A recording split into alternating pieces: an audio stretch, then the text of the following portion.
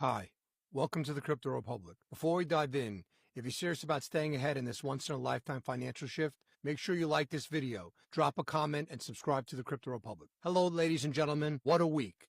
I don't even know where to start with this one because it feels like we've been hit with an inflection point, not just for crypto, but for money itself. Over the past few days, we've heard the kind of statements that would have been unthinkable 5 years ago. The IMF, the International Monetary Fund, one of the most conservative institutions on earth, now says crypto is inevitable. At the same time, BlackRock, the world's largest asset manager, is quietly tokenizing the financial system while the Federal Reserve is tiptoeing around what looks like another round of quantitative easing, just with a new name and a cleaner packaging. So today I want to connect the dots, the IMF, BlackRock, and the Fed, and show you how the entire global financial establishment is preparing for a digital reset, whether they admit it or not.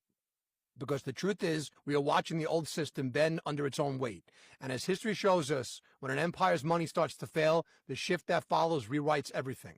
Let's start with the IMF, the institution that once warned governments to regulate crypto before it destabilizes the system.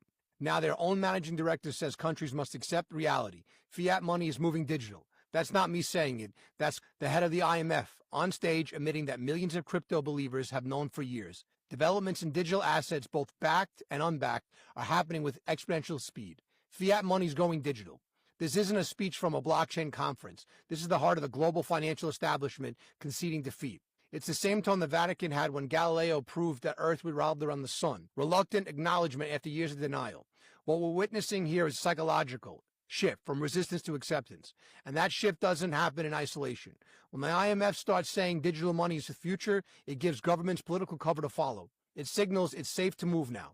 The IMF isn't leading innovation, they're legitimizing it. And that's a massive difference, because when the gatekeeper opens the gate, everyone else floods through. Now let's move to BlackRock, because this is where theory turns into action. Larry Fink, a man who controls $10 trillion in assets, said just last week, the next wave of opportunity is tokenizing everything.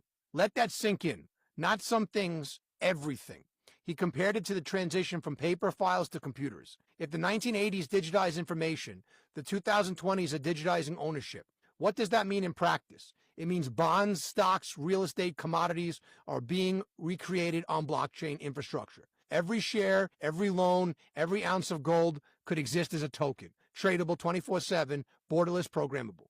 To the average person, that might sound abstract, but think about it this way. In 1995, the internet made information accessible to everyone. 2025, tokenization will make wealth accessible to everyone. BlackRock knows this, and they're not just predicting it, they're engineering it. They've already tested tokenized funds, and they're working with partners on